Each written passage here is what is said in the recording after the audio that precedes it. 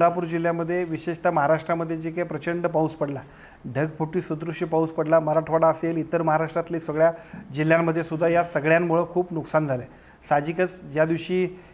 महापुराची परिस्थिती सुरुवात झाली त्या दिवशीपासून शेतकरी हवालदिल होते। सर्व नागरिकांची मागणी होती की बाबा याच्यासाठी नुकसान भरपाई मिळाली पाहिजे। परवाच्या कॅबिनेटमध्ये महाराष्ट्राचे मुख्यमंत्री आदरणीय देवेंद्रजी फडणवीस साहेब आणि महाराष्ट्राचे उपमुख्यमंत्री आदरणीय एकनाथजी शिंदे साहेब आणि आदरणीय अजितदादा पवार साहेब यांच्या मार्गदर्शनाखाली संपूर्ण शेतकऱ्यांच्यासाठी जी पॅकेजची घोषणा झाली त्या पॅकेजमध्ये जेवढ्या शेतकऱ्यांचं नुकसान म्हणजे आपल्या जिल्ह्यामध्ये झालं असेल अशा सगळ्या शेतकऱ्यांना सुद्धा योग्य पद्धतीचे पंचनामे करून त्यांना त्या नुकसान भरपाईचा लाभ मिळवून देणं आणि त्या पॅकेजमध्ये सरकारच्या वतीने ज्या काय घोषित केलेले निर्णय आहेत त्याची प्रत्यक्ष अंमलबजावणी करण्यासाठी आज जिल्हाधिकारी कार्यालयामध्ये प्रांताधिकारी, सर्व तहसीलदार आणि त्याचबरोबर जिल्हा कृषी अधिकारी कार्यालयातले सर्व अधिकारी या सगळ्यांची संयुक्त बैठक झाली। जिल्ह्यातल्या एकाही शेतकऱ्याला या संपूर्ण पॅकेजपासून वंचित राहून चालणार नाही। ज्या ठिकाणी नुकसान झालं असेल त्या सगळ्या नुकसानीला राज्य सरकारने घोषित केलेल्या सगळ्या एकूण नुकसान भरपाईची सगळीच्या सगळी रक्कम मिळण्यासाठी